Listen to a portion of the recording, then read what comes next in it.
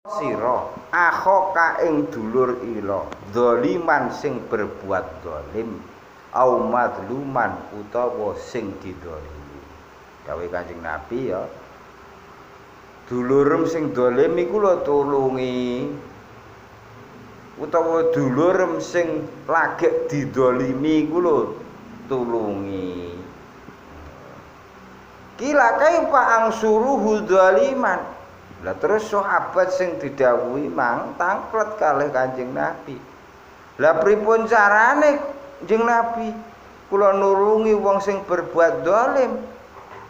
Wong tiyange zalim kok kula tulungi, wong tiyange sing tukang ngaploki wong kok kula nulungi. Mestine kan kula sing nulungi niku nggih sing dikaploki. Lah niki sing ngaploki kok kedah kula tulungi niki pripun carane? Kala dawuh sinten Jeng Nabi tahjuruhu wa tarudduhu anidzulmi. Awakmu njaga maring dulurem sing berbuat zalim mang supaya ora berbuat zalim. Wa tarudduhu anidzulmi. Melarang awakmu nek ana wong ape berbuat zalim kandhani, penging aja berbuat zalim. Lah nek sing didolimi carane nulung si didolimi kan gampang.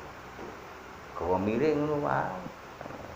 Tapi yang sulit itu kita nulung menungso sing senengane